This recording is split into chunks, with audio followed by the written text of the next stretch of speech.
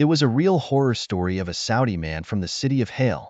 Before I begin, I assure you that this tale is true, as the man who experienced it is a friend of my sister's father-in-law.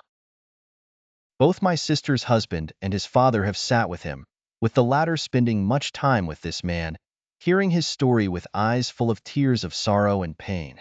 The man said, "We were three men who went out hunting in a very remote area outside the city. We were happy and hopeful, thinking about hunting and talking about it, each with our weapons, provisions, water, and bedding. But we got lost. We walked left and right, trying to find a way, but to no avail. Days passed, and our food and water ran out. We didn't know what to do. We continued, hoping to meet anyone or find a tent or a house.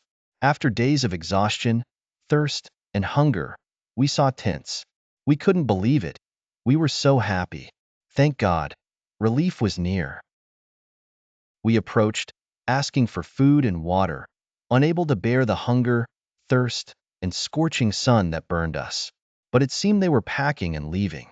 We asked them, hoping for food and water. They asked us where we came from and what brought us there. We told them our story and our love for hunting, just like before. But this time we got lost. One of them asked, "Do you want food and water? Give us your weapons." We were astonished but had no choice due to our desperation.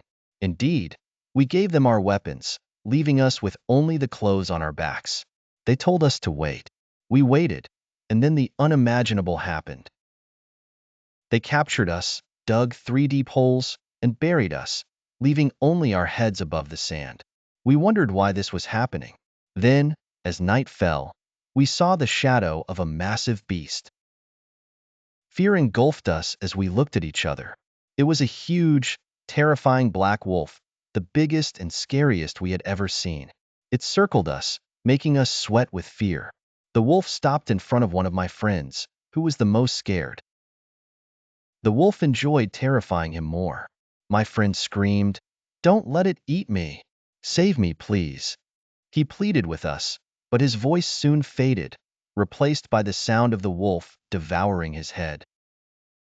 The wolf left, leaving us with bones, blood, and flies gathering around.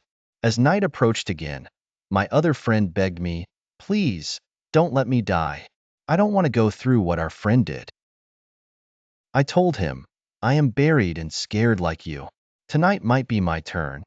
The wolf came, circling us, stopping between us, making me freeze with fear.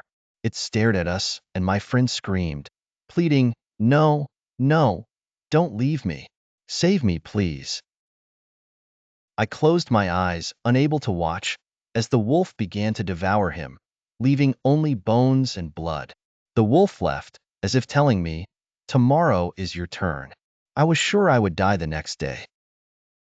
Days of thirst, hunger, scorching sun, buried body, seeing my friends eaten in front of me. The flies gathered, annoying me, making me prefer death before nightfall and the wolf's return. As night fell, I saw the wolf's shadow coming. The wolf circled me, staring at me, puzzled by my lack of fear.